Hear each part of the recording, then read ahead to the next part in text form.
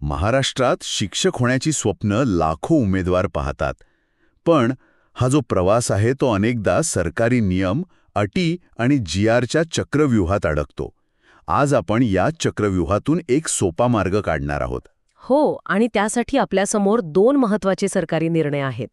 एक आहे 21 जून 2023चा आणि एक अगदी नवीन म्हणजे 1 जानेवारी 2026चा. ही कागदपत्र म्हणजे येत्या शिक्षक भरतीचा एक प्रकारे नकाशाच आहे. बरोबर. आणि आज आपलं मिशन आहे की या नकाशाच्या मदतीने 2025-26च्या शिक्षक भरतीचं चित्र स्पष्ट करायचंय. म्हणजे आंतरजिल्हा बदलीचे नियम इतके कडक का झालेत? आणि शिक्षण सेवक म्हणून 2 वर्ष पूर्ण केल्यावर दुसऱ्या जिल्ह्यात नोकरी लागली तर जुन्या सेवेचं काय होणार? हो, आणि सगळ्यात महत्त्वाचं, या सगळ्या गोंधळात रिक्त जागा भरणार तरी कशा? चला तर मग ह्या सगळ्या प्रश्नांची उत्तरं अगदी सोप्या भाषेत शोधूया. सुरुवात करूया मूळ प्रश्नापासून, जागा किती रिक्त आहेत? कारण सगळा खेळ त्यावरच आहे. 2023च्या GRनुसार आकडा तर खूप मोठा होता, जवळपास 65,000 पेक्षा जास्त. हो, आणि तो फक्त एक आकडा नाहीये, त्याचा थेट परिणाम मुलांच्या शिक्षणावर होत होता. शिक्षण हक्क कायद्यानुसार कसा आहे की कोणत्याही शाळेत 10% जास्त पदं रिक्त ठेवता येत नाहीत. पण या नियमाचं पालन होत नव्हतं? अजिबात नाही. सर्रास उल्लंघन होत होतं. त्यामुळे लोकप्रतिनिधी आणि उमेदवारांकडून प्रचंड दबाव होता आणि मग सरकारने किमान 30,000 पदं भरण्याचं आश्वासन दिलं. आणि आता या नवीन GRने त्यात एक नवीन आणि मला वाटतं खूप इंटरेस्टिंग गोष्ट जोडली आहे. ती म्हणजे संभाव्य रिक्त पदे. सरकारी भरतीत सहसा असं होत नाही. संभाव्य म्हणजे नक्की काय? इथेच खरी गंमत आहे. याचा अर्थ असा की 2025च्या TIT परीक्षेच्या आधारे जी भरती होईल त्यात फक्त आज रिकाम्या असलेल्या जागा नाहीत. अच्छा. तर मे 2026 पर्यंत ज्या जागा रिक्त होण्याची शक्यता आहे त्याही विचारात घेतल्या जाणार आहेत. एक मिनिट, म्हणजे जे शिक्षक पुढच्या वर्षी निवृत्त होणार आहेत त्यांच्या जागांवर आजच भरती केली जाईल? हे कसं शक्य आहे? उमेदवारांसाठी ही खरंच खूप मोठी आणि सकारात्मक गोष्ट आहे. म्हणजे उपलब्ध पदांची संख्या लक्षणीयरित्या वाढेल? हो, एकाच वेळी जास्त लोकांना संधी मिळेल. ठीक आहे, म्हणजे जागा वाढणार आहेत ही एक चांगली बातमी आहे. पण आता ते नियमाकडे येऊया ज्याने सगळ्यांनाच विचारात पाडले आहे. म्हणजे ही आंतरजिल्हा बदली, या नियमात इतका मोठा बदल करण्याची गरज का पडली? आधीची अडचण नेमकी काय होती? सरकारी कागदपत्रांमध्ये यासाठी विषमता हा शब्द वापरला आहे, जो खूप बोलका आहे. काय व्हायचं की अनेक शिक्षक दुर्गम भागात नियुक्ती मिळाल्यानंतर लगेचच म्हणजे 1-2 वर्षात बदलीसाठी प्रयत्न करायचे आणि आपल्या सोयीच्या म्हणजे मूळ जिल्ह्यांमध्ये परत यायचे. अगदी. याचा परिणाम खूप गंभीर होता. काही जिल्हे समजा गडचिरोली, नंदुरबार, इथल्या जिल्हा परिषदेच्या शाळांमध्ये शिक्षकांची कायम कमतरता असायची. मुलं शाळेत यायची पण शिक्षकच नसायचे. आणि याच्या अगदी उलट पुणे, सातारा, कोल्हापूर सारख्या सोयीच्या जिल्ह्यांमध्ये शिक्षक गरजेपेक्षा जास्त व्हायचे. बरोबर. म्हणजे एका बाजूला प्रचंड तुटवडा आणि दुसऱ्या बाजूला अतिरिक्त शिक्षक. हा जो समतोल होता तो पूर्णपणे ढासळला होता. म्हणजे एका बाजूला शिक्षकांना भावी मुलांचं नुकसान आणि दुसरीकडे अतिरिक्त शिक्षकांच्या पगाराचा बोजा. मग यावर उपाय म्हणून नवीन भरतीसाठी काय नियम आणलाय? उपाय खूपच कठोर आहे खरं तर.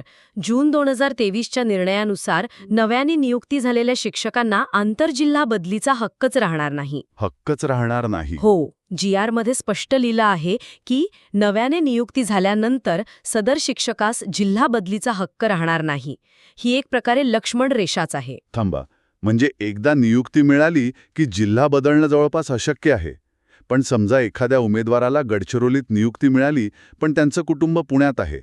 काही वर्षांनी त्यांना कुटुंबाकडे परत यायचंच असेल तर काहीच मार्ग नाही? मार्ग आहे, आणि तो नोकरी सोडून पुन्हा शून्यापासून सुरुवात करण्याचा आहे. जर दुसऱ्या जिल्ह्यात जायचंच असेल तर त्यांना सध्याच्या नोकरीचा रीतसर राजीनामा द्यावा लागेल. राजीनामा? हो, आणि मग पुन्हा TIT परीक्षा द्यावी लागेल आणि त्यातील गुणांच्या आधारे पवित्र पोर्टलद्वारे नवीन नियुक्तीसाठी अर्ज करावा लागेल. इथे मला एक गोष्ट स्पष्ट करायची आहे. समजा एका शिक्षकाने 2 वर्षांचा शिक्षण सेवक कालावधी पूर्ण केला आणि त्यानंतर त्याने राजीनामा देऊन दुसऱ्या जिल्ह्यात नवीन नोकरी मिळवली, तर त्याची आधीची 2-3 वर्षांची सेवा मोजली जाणार नाही का? अजिबात नाही. रीतसर राजीनामा या शब्दाचा अर्थच तो आहे. जुन्या नोकरीचा आणि नवीन नोकरीचा काही संबंध राहणार नाही. म्हणजे ती पूर्णपणे एक नवीन सुरुवात असेल? अगदी. आधीची सेवा, वेतनवाढ, ज्येष्ठता सगळं काही शून्य होईल. तुम्हाला पुन्हा शिक्षण सेवक म्हणून सुरुवात करावी लागेल. अरे देवा, हे खरंच खूप मोठा बदल आहे. म्हणजे उमेदवाराला अर्ज करण्यापूर्वीच हा विचार करावा लागेल की मला ज्या जिल्ह्यात नोकरी मिळत आहे तिथे मी आयुष्यभर काम करू शकेन का? निश्चितच.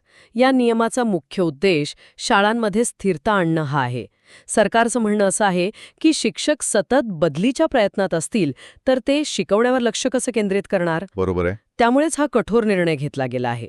अर्थात पती-पत्नी एकत्रीकरण किंवा गंभीर वैद्यकीय कारणं अशा अपवादात्मक परिस्थितीसाठी धोरण ठरवण्याचे अधिकार ग्रामविकास विभागाला दिले आहेत. पण सर्वसाधारण परिस्थितीत बदलीचा दरवाजा आता बंद झाला आहे. ठीक आहे. म्हणजे नवीन शिक्षकांसाठी बदलीचा दरवाजा बंद. पण या नवीन लोकांना नोकरी देण्याआधी सरकार सध्याच्या शिक्षकांचं काय करणार आहे? कारण अतिरिक्त शिक्षक आणि प्रलंबित बदल्या हाही एक मोठा प्रश्न आहेच. अगदी बरोबर. याला आपण असं म्हणू शकतो की नवीन पाहुण्यांना बोलवण्याआधी घरातली आवराआवर केली जात आहे. हां, छान. आणि ही प्रक्रिया 2 टप्प्यांत होईल. पहिला टप्पा कोणता? पहिला टप्पा म्हणजे ज्या शिक्षकांनी 2022 मध्ये आंतरजिल्हा बदलीसाठी अर्ज केले होते पण त्यांची बदली होऊ शकली नाही, अशा प्रलंबित विनंत्या पूर्ण केल्या जातील. म्हणजे जुन्या लोकांना नियमानुसार एक शेवटची संधी दिली जाईल. आणि दुसरा टप्पा म्हणजे जे शिक्षक जिल्ह्याच्या आतल्यात बदली मागत आहेत किंवा जे अतिरिक्त ठरले आहेत त्यांचं काय? दुसरा टप्पा जिल्हांतर्गत समायोजनाचा आहे. जे शिक्षक जिल्ह्याच्या आत बदलीसाठी इच्छुक आहेत किंवा जे अतिरिक्त ठरले आहेत त्यांना समुपदेशनाद्वारे त्याच जिल्ह्यातील रिक्त जागांवर सामावून घेतलं जाईल. अच्छा. GR मध्ये एक महत्वाची ओळ आहे. शाळा स्तरावर समान शिक्षक राहतील याची दक्षता घ्यावी. याचा अर्थ आधी जिल्ह्यांतर्गत शिक्षकांचं समान वाटप केलं जाईल आणि ही सगळी प्रक्रिया पूर्ण झाल्यावरच ज्या जागा शिल्लक राहतील त्या नवीन भरतीसाठी पोर्टलवर जाहीर केल्या जातील. म्हणजे आधी अंतर्गत व्यवस्थापन आणि मगच नवीन भरती. हे धोरण तार्किक वाटतं. आता समजूया की आपला तो उमेदवार या सगळ्या प्रक्रियेतून गेला आणि त्याला नोकरी मिळाली. मग त्याचा शिक्षण सेवक कालावधी सुरू होईल. या काळातही काही नवीन नियम आहेत का? हो, इथे आता एक मोठी जबाबदारी टाकण्यात आली आहे. परिवेक्षाधीन कालावधी म्हणजे शिक्षण सेवक म्हणून 2 वर्ष पूर्ण झाल्यावर त्या शिक्षकाच्या कामाचं मूल्यांकन करण्यासाठी एक मूल्यमापन चाचणी घेतली जाईल. मूल्यमापन चाचणी ही नेमकी कशी असेल? लेखी परीक्षा की प्रात्यक्षिक? आणि यात वर्तणुकीची तपासणी म्हणजे नक्की काय तपासलं जाणार? तुमचा प्रश्न अगदी योग्य आहे. GR मध्ये चाचणीच्या स्वरूपाबद्दल सविस्तर माहिती नाही, पण ती घेणारी समिती महत्वाची आहे. जिल्हा शिक्षण व प्रशिक्षण संस्था म्हणजे डाएट आणि जिल्हा परिषद शिक्षण विभागाची एक संयुक्त समिती असेल. आणि वर्तणूक म्हणजे? वर्तणुकीची तपासणी म्हणजे शिक्षक मुलांशी कसे वागतात, त्यांचं शिकवणं प्रभावी आहे का, ते शाळेच्या कामात सहभाग घेतात का, यासारख्या गोष्टी. पण यात गैरप्रकार होण्याचा धोका नाही का? धोका असतो.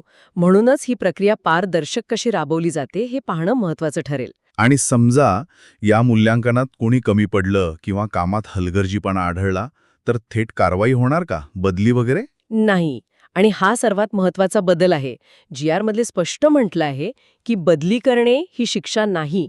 त्यामुळे कारवाईची एक शिस्तबद्ध आणि सुधारण्याची संधी देणारी पद्धत ठरवली आहे. ती कशी काम करते? समजा एखाद्या शिक्षकाच्या कामाबद्दल तक्रार आली तर पहिल्यांदा त्यांना वर्तणुकीत सुधारणा करण्यासाठी नोटीस दिली जाईल. एक प्रकारची ताकीद. ठीक आहे. जर तरीही सुधारणा झाली नाही तर त्या शिक्षकाला 6 महिन्यांसाठी डाएटमध्ये सक्तीच्या प्रशिक्षणाला पाठवण्यात येईल. आणि त्या प्रशिक्षणाचाही उपयोग नाही झाला तर मग काय? नाही. तरीही लगेच कठोर कारवाई नाही. त्यानंतर एक अजून कठोर टप्पा आहे. जर 6 महिन्यांच्या प्रशिक्षणानंतरही सुधारणा दिसली नाही तर पुढच्या 6 महिन्यांसाठी 50% वेतनावर पुन्हा प्रशिक्षणाला पाठवलं जाईल. अच्छा, म्हणजे आर्थिक फटकाही बसेल आणि अजून एक संधीही मिळेल. अगदी. आणि इतकं करूनही जर वर्तणूक सुधारली नाही तर मग सेवा नियमानुसार नोकरी समाप्त करण्यासारखी कठोर कारवाई केली जाईल. म्हणजे सरकारचा संदेश स्पष्ट आहे, आम्ही तुम्हाला सुधारण्याची पूर्ण संधी देऊ, पण जबाबदारी टाळता येणार नाही. गुणवत्ता आणि कामातील गांभीर्य आता अनिवार्य आहे. अगदी बरोबर. यातून एक स्पष्ट संदेश दिला जात आहे की शासनाला आता केवळ शिक्षक भरायचे नाहीत तर शाळेत टिकणारे, जबाबदार आणि गुणवत्तापूर्ण शिक्षक हवे आहेत. तर या सगळ्या चर्चेचा 2025 मध्ये शिक्षक होऊ पाळणाऱ्या उमेदवारांसाठीचा अंतिम अर्थ काय आहे? आपण 3-4 मुख्य मुद्दे सांगू शकतो का? नक्कीच. माझ्या मते 4 मुख्य गोष्टी लक्षात घ्यायला हव्यात. 1. भरती प्रक्रिया लवकरच सुरू होईल. आणि त्यात मे 2026 पर्यंतच्या संभाव्य जागांचाही समावेश असेल. त्यामुळे संधी मोठी आहे. दुसरी आणि सर्वात महत्वाची गोष्ट म्हणजे आंतरजिल्हा बदली. हो. दुसरी आणि सर्वात कठोर गोष्ट म्हणजे नवीन नियुक्त्यांसाठी आंतरजिल्हा बदलीचे दरवाजे कायमचे बंद आहेत. जिथे नियुक्ती मिळेल तिथेच सेवा करावी लागेल, जिल्हा बदलायचा असेल तर. तर राजीनामा देऊन शून्यापासून सुरुवात करणे. बरोबर. हा एकमेव आणि अत्यंत कठीण पर्याय आहे. तिसरा मुद्दा कामाच्या मूल्यांकनाचा. हो. तिसरी गोष्ट म्हणजे शिक्षण सेवक कालावधी आता गांभीर्याने घ्यावा लागेल. ती मूल्यमापन चाचणी आणि त्यानंतरची कारवाईची प्रक्रिया हेच दाखवते. आणि चौथी गोष्ट म्हणजे नवीन भरतीपूर्वी अंतर्गत समायोजन पूर्ण केलं जाईल. त्यामुळे नवीन उमेदवारांना मिळणाऱ्या जागा या खऱ्या अर्थाने रिक्त आणि वादविरहित असतील. जाता जाता एक विचार मनात येतोय. हे नवीन नियम शाळांमध्ये विशेषतः दुर्गम भागांत शिक्षकांची स्थिरता आणण्यासाठी बनवले आहेत. हे निश्चितच चांगलं आहे. पण राजीनामा देऊन पुन्हा अर्ज करा यासारखे टोकाचे नियम हुशार आणि महत्त्वाकांक्षी उमेदवारांना या व्यवसायात येण्यापासून परावृत्त करतील का? हा एक महत्वाचा प्रश्न आहे. हो, म्हणजे ज्यांच्याकडे इतर क्षेत्रात चांगल्या संधी आहेत ते कुटुंब आणि करिअरमध्ये तडजोड करून दुर्गम भागात स्थायिक होण्यास तयार होतील का? की यामुळे फक्त तेच उमेदवार आकर्षित होतील ज्यांना कोणत्याही परिस्थितीत केवळ एक सरकारी नोकरी हवी आहे? शिक्षकांची गुणवत्ता आणि त्यांच्या प्रेरणेवर याचा दीर्घकाळात काय परिणाम होईल यावर विचार करायला हवा.